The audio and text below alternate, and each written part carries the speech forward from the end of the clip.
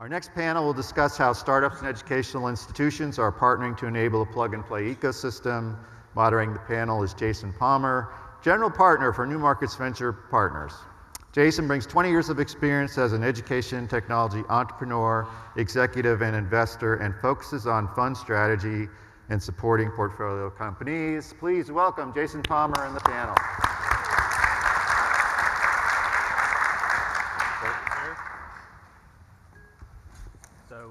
First, I definitely want to thank Rob and the IMS team for pulling this panel together. This is a panel that's been 2 or 3 years in the making. I was an IMS board observer a few years ago when I was at the Gates Foundation, and one of the things that we noticed, I've been coming to IMS conferences now for about 10, 12 years now, is that it generally seems to be populated with larger colleges and universities, larger districts, larger companies. There's just not enough startups represented. So over the last few years, starting with New Markets' portfolio of companies, we have about 23 companies we've invested in education technology. We've been kind of trying to figure out how we can nudge them to get involved with IMS earlier. We've also been working closely, Rob and I and the team, to figure out how to reduce the prices so that they can be more affordable, almost kind of like teaser prices to become part of IMS. And the reason is because, obviously, I mean, you all are here for the same reason. If we have open standards, if we have clear standards, if there is interoperability, it'll be much easier for school districts and colleges to use these ed tech tools and to get benefit out of them. So I'm really proud to say that we've got a great panel here, a couple portfolio companies and a couple of school district and university system innovators that have actually been working with ed tech tools for a number of years. And so why don't I start by having each of you go down the line, describe yourself, your organization, and how long you have been working with education technology tools or open standards yourself. And we'll just go right down the line to start it. Okay, good morning. I'm Jonathan Finkelstein of Credly. Thanks, Jason, for including me on this panel. Well, Credly is in the world of helping recognize skills and achievements wherever they happen. And that means you need to be able to use tools to connect to wherever the assessments are happening of those skills. And that means that you need to be able to interoperate or integrate with virtually any place where learning or assessment or the observation of skills is happening. So we realized from the start, even before Credly was a launch platform, that we needed to be thinking about open standards. This was not something we could do on our own. And so one of the first standards, the first standard we adopted was the LTI standard, so we can ensure that identity carried across from environment to environment. And then we've been very active in advocating for and supporting and adopting the open credential or open badge standard as well. That's been key to allowing people's achievements not to be siloed or left behind when they graduate or when they finish a course or when they change from job to job, but to take possession of the data that's rightfully theirs. MJ? Hi, everyone. Thanks for having me. I'm MJ Bishop. I direct the Kirwan Center for Academic Innovation at the University System of Maryland. And you were just talking about having large higher ed institutions involved in these panels. But in fact, so while I work with 12 of our 4-year public higher ed institutions to help them and support their academic innovation initiatives, in many respects the Kirwan Center is sort of a startup as well. This is the first time in our system, and I think in many state systems, to put this kind of a center in a state system office. Generally speaking, state system offices are there to keep the trains running and the lights on, less so being proactive about this kind of initiative. So I think as we talk today, I'm going to be really focused on partnerships between vendors, especially startups, and organizations like mine that are trying to find ways to support initiatives across the state system and also sustain them over time. You'd asked the question also about how long we've been involved in this work. Prior to coming to this position 5 years ago, I taught at Lehigh University. I was a faculty member in their College of Education, actually training instructional designers and developers to go out and be part of startups or to do startups on their own. So I come from that perspective as well over 25 years. Excellent. Jenna? Good morning. My name is Jenna Shaw. I work for Baltimore City Public Schools under the Office of Special Education. doing technology integration and helping to solve some of the larger problems that we have with students with disabilities accessing education. And thank you for asking me to be on this panel today. It's always really a privilege to be with other practitioners and partners in this work. We do a lot to figure out how we can partner. We have some big problems that we try to solve, and we cannot do that alone. This work started for me in 2011, back when I was a middle school teacher with barely any technology and any resources for my students. And that really became the genesis for the work that I've done both in the classroom and for the district in helping to bridge some of those equity gaps and make sure that all of our students have access to what they need for learning. And Carl? Good morning. I'm from the South, so we respond. Good morning. So my name's Carl. I was a teacher and administrator. In fact, your question reminds me that when I was student teaching, I helped the entire social studies department configure and then use their first online gradebook in the 90s. So it's been since then that we've been driving technology. Learn is my fourth successful education technology organization. Learn is on a mission to expand equitable access for all students to the technology that works for them. We created a product called Learn Platform, and it is an EdTech management and rapid cycle evaluation system. So it's used by schools, districts, states, higher education institutions to organize, streamline, and then rapidly analyze the impact of all their tools and technologies and their teaching practices. And we're excited now to join IMS especially around supporting standards, not only One Roster and some of the other very successful, but also to support data utilization sharing standards like Caliper. Excellent. So let me give you just a tiny bit of history. I was talking to Diana Oblinger, former president of EDUCAUSE, just before the panel, about when IMS was born so many years ago. Not so many years ago, actually. All of you today, how many of you have been doing this work for 10 years or more? And how many of you started as educators at some point in the early part of your process? Okay, so there's a good 25% of the audience that's been doing this for 10 years or more, and that also started it as educators. Interoperability means absolutely nothing if there actually isn't a valuable system that's being provided to the students, to the teachers, to the administrators that actually improves the efficiency of the educational work or improves student outcomes in some way, or otherwise reduces kind of drag on the system. Over the last 20 years, I've been investing in this space. It's grown from about $1 billion market of education technology sales up to now $12 billion. So still kind of small. We're still small in the grand scheme of things when you think about all of the big technology companies in other industries. But it started to grow faster in the last few years, and a big part of that is it's not a multi-year process to deploy education technology. Now this is something where literally 1 or 2 educators can sign up for a tool, start using a tool in their classroom, or can actually deploy it across a series of classrooms in just either a week or even a few months. And that didn't exist before. In large part, that's just because the internet and SaaS deployments have become much easier, but it's also because we've kind of gotten standards religion.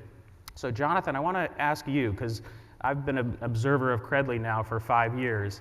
When you think back to Jonathan's company used to be really tiny, like 3 people, maybe even 1 person at the very beginning, because you know the napkin story. When did you realize standards were going to be an important part of the growth of your company and kind of the credentialing, digital badging movement in general? Because others are later arrivals to that, but you've been working on it for 7 years, 5 years? About that, that's right. I think it was pretty early on because we very quickly started to think of what we were trying to solve for was how do you create liquidity or currency for people's skills and knowledge? So you're in a labor market that values what you know and what you can do, and that is enhanced when people can trust that you have the skills you say you have, which means third parties need to be involved in offering their stamp of approval. That's what credentials are, a better signal. And there are lots of players in this labor market that values your skills, and for those people who assess skills and train people, those people who have them, and then those institutions that would hire or promote or bring those people onto projects, you need some way for all those three groups to communicate. That's a big marketplace for any one company or organization to be able to tackle, but if you choose that as your big problem that you're going to solve for, you have to figure out how much of it you can do by yourself and how much of it requires an ecosystem of others. So we've approached this from a perspective of humility that says, in order for people to tell the full and complete story of what they know and they can do, you need to involve a lot of players, and you have to have a lot of touch points. And think about going to an ATM and taking out cash, which you may do less frequently now that the transactions are largely electronic, but even the electronic transactions are entirely possible because of standards. You can take money out of one bank even if you put it into another. And so right from the start, we knew that we should adopt standards that exist to solve for the parts of this infrastructure that already existed, but we might need to actually help create or advocate for those standards that were not yet in place. And that's where ultimately the open badges kind of movement took flight. And this is certainly a village approach. And I think the evidence and the staying power of the movement is almost entirely due to the fact that standards were part of it from the start.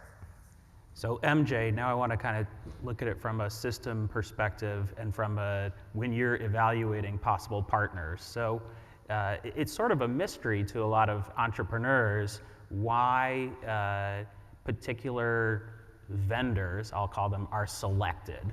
So when you're talking to not just you, but also the folks you advise, because you advise multiple universities throughout the system, how do you encourage them to think about smaller organizations or standards or interoperability? What are kind of the heuristics that you use to decide and that you advise them to use? Well, you're right that I think it does take a village, and I think when we think about the vendors that we're going to work with out of the Kirwan Center, we're working with Credly right now, Portfolium and some others that, for me, it's very important that they are part of this organization, that in fact they are looking to find ways not only to be interoperable, but to be collaborative and work with us on solutions instead of it all being about competition. Right. I think as we continue to expand in this space, the more of that actually that can be done, and the more clarity that we can get on our end from vendor partnerships even that would help us understand this is what one organization does versus another, and this is the way in which we're working together instead of competing against each other would be tremendously important and helpful. So taking that interoperability idea up a notch even in helping us understand how all of these things work together. With respect to the question about the system, I have a little less control over what the institutions do, obviously, but I think many of my colleagues across the system institutions feel very strongly in the same way. That, I think well, and Jack Seuss is here is living proof of that, that in fact, we are looking for these kinds of partnerships and collaborations. Excellent. And I'll keep going down the line. I'm going to switch my order from the original plan a little bit, Jenna. So I remember a time about 15 years ago when there were IT directors and directors of academic computing. The titles have changed over time. We're saying there are too many tools being used in our district. We're using 15 different software tools. It's kind of crazy what's going on here. And I picked that number very carefully because multiple administrators told me it was crazy with 15 tools back around 2005. So now when you're working with the teachers and the IT folks and then also your own group, how do you think about enabling them to use whatever they want and need to use in their own classrooms versus applying kind of a everything needs to fit this standard paradigm. How do you resolve that? And then, talk a little bit about where the students fit in that calculation for you. Yeah, this is a great question that we discuss all the time and try to find solutions for, because we have kind of this overload of what you might call solutions, tech solutions or platforms, things that can be used for students or efficiency, looking at management. And so when you have a lot of different departments and you have a lot of needs, one of the things that we have tried to do in our team is run rapid pilots and have some data behind what we say is good for certain groups of students. And specifically for students with disabilities is where our focus is, but we do some work to extrapolate that out because we have students with varying needs in all of our classrooms.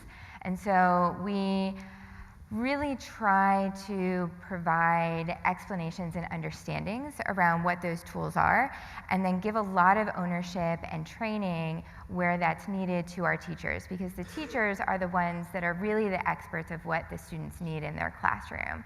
And so the more that we can give them a toolkit that is comprehensive, that is easy to navigate, and that they're able to pick and choose based on those needs of the students, and really create a hybrid model, is what we found to be the most successful. And that takes time, it takes partnership.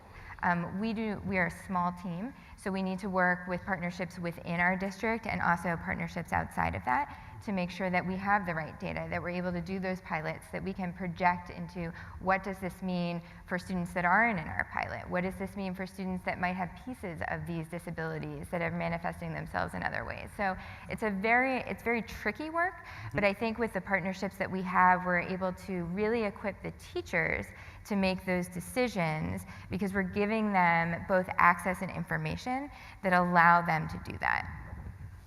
Great. Carl, I think you have perspective on hundreds of districts solving that same challenge. Yes, excuse me. Yeah, absolutely. So for those of you not familiar, Learn Platform supports and equips districts and states and higher ed institutions to really organize and streamline and analyze those types of questions, working with great teams like in Baltimore City to run rapid cycle pilots, to streamline procurement and product vetting, to even do quantitative analysis and inventories. We actually, you mentioned 15 products. Our team, one of our great successes is some interoperability work. We have a Google integration that's been very useful for schools and districts, and it's freely available. But I had our team analyze, if you think about your organization, how many products does your organization support, your technology organization support? You don't have to say it out loud, but think about that. My question to the team was, on average, for districts with more than 1,000 students, so for districts with more than 1,000 students, how many products a month, ed tech products a month, are they accessing?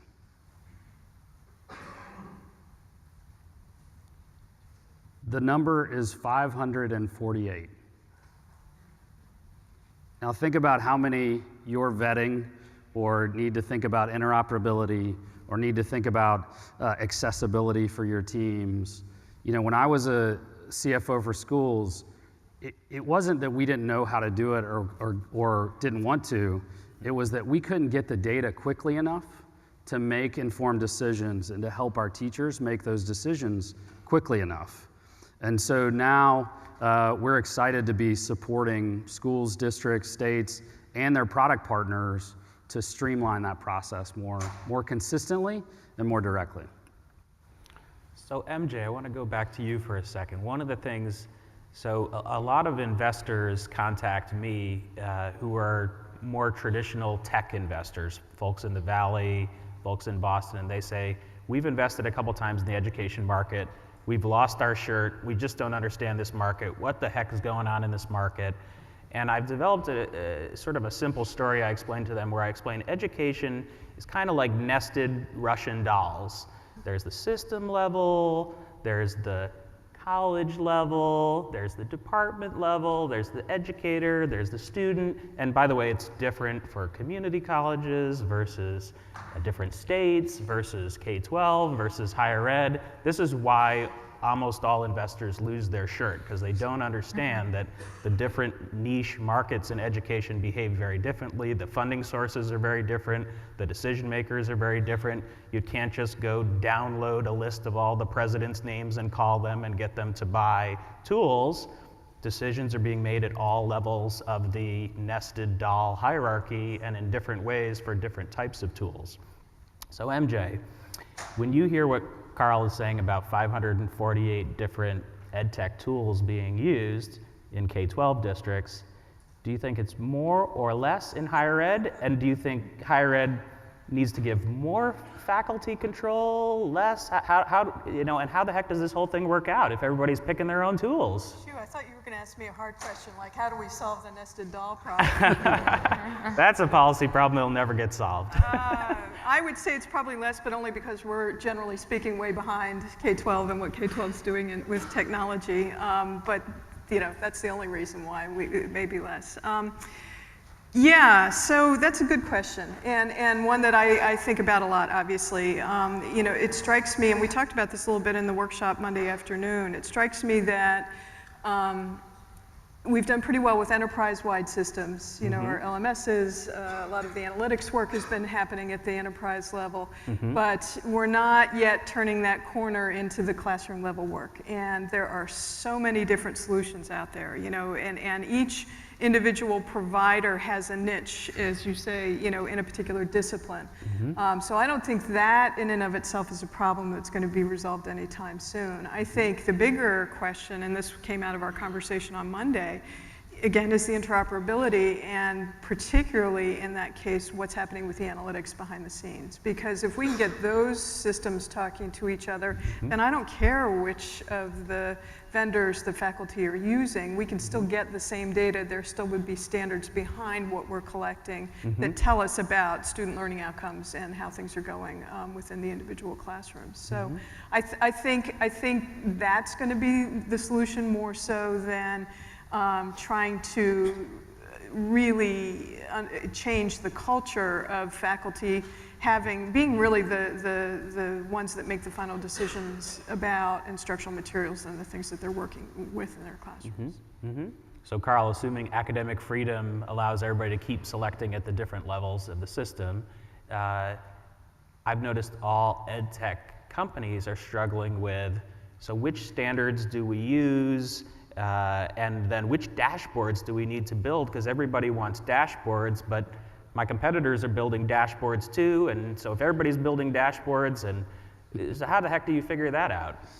Yeah, you know, what I love about you know, the work that MJ is doing and working with Jenna's team, and to be really clear about it, is at the end of the day, their focus has been on what's best for students, right? What is moving the needle, whether they have special needs, whether they're trying to drive retention, completion, you know, skill-bearing value, whether that's inside the classroom or outside the classroom. So I think that focus on what's going to drive attainment and mastery is really critical. And one of the things that we've heard from districts and higher ed institutions is the lack of transparency has made it difficult to really understand, so who are going to be those good partners, and who may say something but not be able to, you know, deliver in the time period that we need them or what have you. So one of the things that I'm excited to announce, and we're announcing today, is a designation that's been driven by both districts and higher ed institutions, but is for product providers. It's called Impact Ready, and it's very straightforward. It's a way for any product provider to signal their commitment to student data privacy, to make clear their transparency on accessibility, their commitment to interoperability, regardless of which standards they choose to use, but to make clear where they've got, where they have interoperability, and finally to provide utilization data, product usage data, to their clients when requested. These are basically the the floor, right? This is not a high bar for almost any school or district, but oftentimes it takes 4 to 8 weeks in the procurement process to validate and find the details and go through vetting. And many of the IMS members have whole shops committed to vetting those types of situations. With Impact Ready, with a 10-minute application, any product provider can provide their details, their data sharing agreement, their commitment, and that can now be visible to any of the school districts, states, higher ed institutions, to sort of signal that willingness to really partner and focus on student outcomes as opposed to just delivering a product. And so we're excited to announce that. We'll share, you'll get communications around this. But the intention is to streamline and make this more plug and play for both sides, whether you're a provider that is dedicated to outcomes and you want to level the playing field, or as a purchaser who needs to understand really quick. If you can focus on understand that stuff quickly, you can focus on outcomes.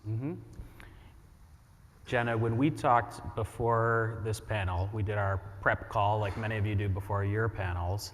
I was excited to hear that you all were doing rapid cycle evaluation and that you were focused on efficacy. It wasn't too long ago that, literally 2-3 years ago, so very recently, when I asked other education technology investors, how important is efficacy to the products you invest in? They looked at me like I was from Pluto or something like that, which is crazy if you think about it. In pharmaceuticals, in healthcare, those companies don't get investments unless there's a rigorous scientific diligence, papers published, actual clinical trials. But in our world, there's been lots of money going to education technology companies that haven't had to prove anything about efficacy. But now it's gotten to the point where districts, colleges are asking about efficacy. So I'd love to hear kind of, maybe not how you all started working with Learn necessarily, but how you all approach the efficacy question, and when did this pilots and evaluations come into play in your district? Yeah, so this has a starting point. Our team is very new. We're about 2 years old, and when we were formed, we decided that we were going to have this laser focus on what is a huge problem in the United States, not just in Baltimore. And in 2017, the US Bureau of Labor Statistics put out a report that said that 81.9% of students with disability, of individuals with disabilities were unemployed. 81.9% unemployed. And what that meant for us was that we were transitioning students out of our system who had disabilities who were not able to access or sustain employment. And this is a huge, knotty problem that we were dedicated to fixing. And so we really needed to look at what are the barriers for our students. And that report is extremely interesting because it talks about some of those barriers. And the number one barrier for accessing and sustaining employment for individuals with disabilities is training. And we thought, what is happening with our students? What is the education that they're getting, the training that they're getting when they're with us that helps them transition out into the world? And we couldn't really answer that question. We were looking at all of these disparate pieces of data around what was happening in the classroom, what was happening on the back end with these platforms, and we could not make sense of any of that. We couldn't tell what was working, what wasn't, what benefited kids, what benefited learning environments. And so we started to do two things. We began to shift our focus from kind of collecting vendors to building partnerships, and to looking at the outcomes of those partnerships over a shorter period of time. So not necessarily looking at achievement data, not looking at test scores, but we really wanted to find a way that we could, in sort of 3 to 6 months, look at both qualitative and quantitative data to say, do we think this is going to have an impact on students when they leave our space? And that is a very difficult thing to do, especially for a team of 3 that doesn't have a lot of those skills or backgrounds to really understand all of the pieces of data. And so we started to look for partners that could help us do that, and Learn kind of bubbled to the top in that search. And one of the things that we do when we look for partners is we tell them about that focus. We tell them that we are looking to solve these problems. Can you help us? And that's really how we frame the work that we do with companies and the work that we do with even other departments within our district. And so Learn has really helped us to take those pieces of data and take a vision that we had for understanding in a short period of time the potential impact of systems that we put in place, to say, this is something that we want to invest in, this is something that we want to expand, this is something that we want to learn more about, because now we can look at these pieces of data, we can put in some teacher feedback, we can put in qualitative data. What are we seeing that's happening? What's happening with students when they go out, when they leave us in transition? So that is really how that partnership started, was really around that core issue, and then the ability for them to say, yep, we can work with you to solve that problem. Jonathan, that reminds me a little bit, and I bet you're thinking similarly to me. So that now there's more data that's being shared across systems that enable users, administrators to actually see what's being used, what's working, to answer thorny questions that we don't even necessarily know the question when we start doing the research. Data is kind of the microscopic or atomic level of information about whether a learner has learned something. Credentials are kind of the skills, abilities, the gestalt of multiple pieces of data saying this person has mastered X or has ability X. So especially with the workforce evolving as much as it is right now, and people with different skills and abilities that might not be traditionally, I'm really struck by the 81.9% comment, and thinking about how systems, not just Credly, but other systems are enabling people to demonstrate their mastery, and how that is going to enable people with skills and abilities that were invisible before to be discovered. Can you talk a little bit about that? Sure. I think you're right in citing this as a story really about data and about transparency. When you think about what we're talking about with portable credentials, it's about packaging up data that describes outcomes, that describes efficacy of experiences and learning, and puts it in a format that can be read and used by a variety of players at the discretion of the contracting parties, meaning the individual first and foremost who earned it, and the organization that provided the assessment. This is about freeing up that data to be looked at, observed, used to help connect it with other opportunities. And I kind of think of where we were 15 or 20 years ago with the advent of wide-scale learning management systems. In that period of time, you went for about 10, 15 years of going from analog to digital with course experiences. Let's get the syllabus online. Let's start doing the assessments online. Let's have a Dropbox for homework assignments. It was a very one-to-one transformation of let's just start delivering it at scale and digitally. And I personally think it's only really been in the last few years that we've started to see tremendous opportunities around innovation and how those learning experiences happen, how those assessments happen.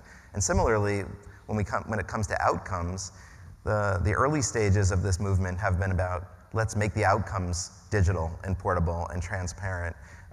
And now we're just beginning to see what happens when you do that. We heard Donna Walker from IBM speak yesterday about how that now that they are issuing open badges for all outcomes across the organization, they can actually find people, not based on their job title or what department they happen to work in, but based on the skills they have. Imagine what that means for somebody who has typically been overlooked, or we know that there are people in the marketing department who have engineering skills, and there are people in the engineering department who know SEO and about search engine optimization. Shouldn't we be able to find people regardless of where they are? And I think the same is true, not just within a single organization, but what happens when opportunity can discover people based on outcomes that happen, including in non-traditional settings, if we create a culture of recognition in which everyone is doing their duty to record those outcomes in a transparent way. So I think we're just at the beginning of that kind of potential, but it does speak to equity and access and increasing the visibility of people who would otherwise have gone unnoticed. Empowerment. We were talking before the session, and you said it's empowering. It is. Yeah. It is. But go a little further on that. So where do you think it will go in the next 2 or 3 years, MJ, either for your system or just seeing how these tools are now able to be deployed more easily, more interoperably? What's the future? Oh, wow. Well, at least with respect to credentials, I think as we continue to unpack what that means for higher education, it is going to be empowering. It's going to allow, in our case, the badging initiative we have underway at the system level, our students to be able to communicate their career-ready skills and to be ready to have that conversation with potential employers during interviews. But in terms of interoperability of all of our systems, I'm so excited about the possibility that we'll get to the day where we can actually do the kinds of efficacy work almost automatically in that the systems will give us the data we need, the dashboards we need, and hopefully we'll be ready for that as well culturally within our institutions to be able to read those dashboards and understand what to do with them. But I'm very excited about the future. Carl, talk a little bit about that, and if you can, share kind of our internal conversations, you and me and the team, about how long it really takes for an institution to deploy Learn Platform and get efficacy data now, and then what your goal is as you look forward the next couple of years.